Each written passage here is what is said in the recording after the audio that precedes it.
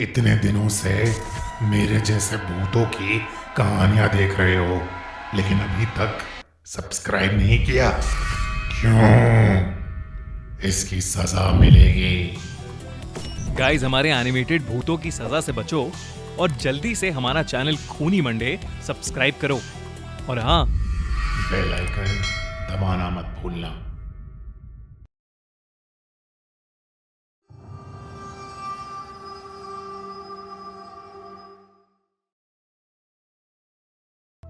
होली के त्योहार को हम रंगों और उत्साह से मनाते हैं, पर इस त्योहार से कुछ ऐसी भी भयानक चीजें जुड़ी हैं जिनका जिक्र करना भी डरावना लगता है। ये कहानी प्रीति की है। प्रीति अपनी लाइफ के एक बहुत ही अनोखे पड़ाव पर थी। अगले 2 महीने में वो एक बच्चे को जन्म देने वाली थी। प्रीति और उसका हस्बैंड शोभित गुड़गांव के एक फ्लैट में अकेले रहते थे। काम में बिजी रहने की वजह से शोभित प्रीति का पूरी तरह से ख्याल नहीं रख पाता था और इसलिए प्रीति ने अपनी प्रेगनेंसी के आखिरी महीने अपनी मां के साथ रहने का डिसाइड किया। होली से करीबन 1 दिन पहले प्रीति अपने घर कैब से पहुंची। लोकेशन में कुछ प्रॉब्लम होने की वजह से प्रीति को घर के सामने वाली रोड पर उतरना पड़ा। प्रीति के घर के सामने वाली रोड पर एक चौराहा था। उस चौराहे को पार करते हुए प्रीति का पैर जमीन पर आटे के बने दिए पर जा लगा और वो उसके पैर से चिपक गया। प्रीति ने उस पर ज्यादा ध्यान नहीं दिया और घर चली गई। पर घर के दरवाजे पर पहुंचते ही प्रीति ने जैसे ही घर की दहलीज पर अपना पैर रखा, उसके पूरे शरीर में एक करंट दौड़ा। उसे एक जोर का झटका लगा और वो पीछे हो गई। जब तक प्रीति कुछ समझ पाती, उसकी मां घर के गेट पर उसे लेने आ गई।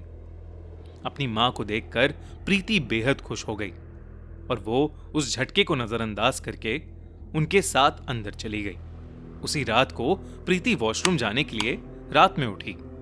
बेड से उठकर वो जैसे ही वॉशरूम की तरफ जाने लगी, उसको पीछे से किसी ने जोर से धक्का मारा। प्रीति उस धक्के से जमीन पर गिर गई और दर्द के मारे उसकी चीख निकल गई। घर में सभी लोग जाग गए। प्रीति ने जब ये बताया कि उसे किसी ने पीछे से धक्का मारा था, तो घर के सभी लोग चौंक उठे। तभी प्रीति के पापा ने उसकी बात को टालते हुए कहा कि शायद अंधेरे में प्रीति जमीन पर पड़ी किसी चीज से टकरा गई होगी। सबने इस बात को मान लिया और सब लोग सोने चले गए। अगली सुबह होली का त्योहार था। हर जगह रंग और उत्साह था। घर के सभी लोग एक दूसरे को रंग लगा रहे थे। जब प्रीति के बचपन के दोस्तों को पता लगा कि प्रीति अपने पुराने घर में वापस आई हुई है, तो वो भी उसके साथ होली खेलने के लिए वहां आ गए। घर के बाहर प्रीति के 4 दोस्त आ गए, लेकिन उन चारों में से प्रीति सिर्फ 3 को ही जानती थी। एक आदमी उसके लिए बिल्कुल अनजान था, पर प्रीति को लगा कि शायद वो उसके किसी दोस्त के साथ आया होगा। उन सब ने एक दूसरे को रंग लगाना शुरू कर दिया। उसी मस्ती के बीच वो अजनबी भी प्रीति को रंग लगाने आ गया।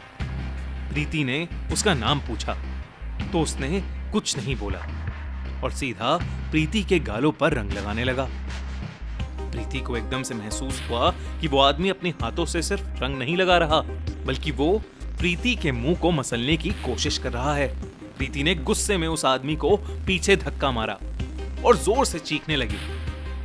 उसके चेहरे पर बहुत तेज दर्द हो रहा था। सब लोग उसके पास इकट्ठा हो गए। प्रीति गुस्से में अपने दोस्तों से कहने लगी कि उनके साथ जो आदमी आया है, उसने प्रीति के साथ बदसलूकी की है। ये सुनकर सब दंग रह गए। तभी प्रीति के दोस्त रवि ने उससे पूछा कि वो किस आदमी की बात कर रही है। रवि ने बताया कि उनके साथ कोई चौथा आदमी नहीं था। ये सुनकर प्रीति सुन्न पड़ गई। उसे पूरा यकीन था कि उसने एक आदमी को वहां देखा था। प्रीति इधर उधर उसे ढूंढने लगी, पर वो आदमी उसे कहीं नहीं मिला। घर के बाहर अब इतना तमाशा बन चुका था कि प्रीति की मां उसे घर के अंदर ले गई। प्रीति बार बार पागलों की तरह उसी आदमी के बारे में बोले जा रही थी। प्रीति की मां ने उसे बिस्तर पर बिठाया और उसके लिए पानी लेने किचन में पहुंची। किचन तक जाते हुए प्रीति की मां के पास उसकी भतीजी श्रेया फोन लेकर आ गई और उन्हें एक वीडियो दिखाने लगी। वीडियो में जो उन्होंने देखा उससे उनके होश उड़ गए।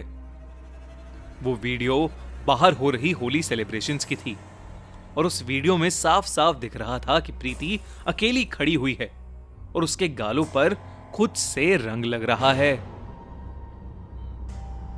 ये देखते ही प्रीति की मां भागती हुई प्रीति के कमरे में पहुंची तो उन्होंने देखा कि प्रीति का शरीर बिस्तर के ऊपर हवा में तैर रहा है।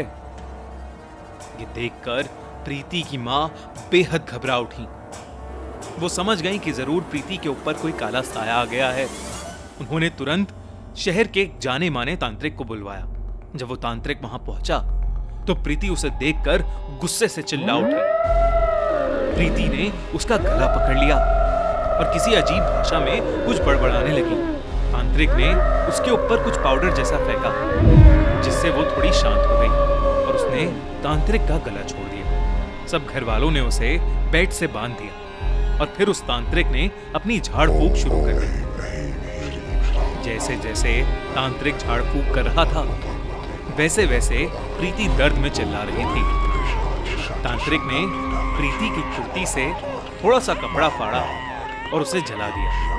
अब जैसे जैसे वो कपड़ा जल रहा था उसमें से नीला धुआं निकलने लगा और प्रीति के चीखने की आवाजें और तेज हो गई। प्रीति के सहमे से खड़े प्रीति को दर्द में देख रहे थे। जैसे ही वो कपड़ा पूरा जलकर राख हुआ प्रीति की चीखें भी बंद हो गईं और वो बेहोश सी पड़ गई। जब प्रीति होश में आई तो तांत्रिक ने बताया कि प्रीति पर किसी ने काला जादू किया था। उन्होंने बताया कि होली के समय पूरे साल की सबसे शक्तिशाली पूर्णिमा की रात होती है और इस समय में बच्चों और प्रेग्नेंट औरतों को सबसे ज्यादा खतरा होता है। ज्यादातर लोग चौराहे पर काला जादू करके सामान रख देते हैं ताकि जब भी किसी का पैर उस सामान पर पड़े काली आत्माएं उन पर चढ़ जाएं और उन्हीं काली आत्माओं के जरिए वो अपने अधूरे काम करवा पाएं। प्रीति और उसके बच्चे की तो जान बच गई पर प्रीति के दिमाग से ये खौफनाक किस्सा शायद ही कभी मिट पाए। इसलिए दोस्तों, त्योहारों के समय चलते वक्त पैर कहां पड़ रहा है इसका ध्यान जरूर रखना। एंड सभी को हमारी तरफ से अ वेरी हैप्पी होली। हमारा चैनल खूनी मंडे जरूर सब्सक्राइब कर लेना और वीडियो पसंद आई तो वीडियो को लाइक भी कर देना। मिलते हैं अगले हफ्ते।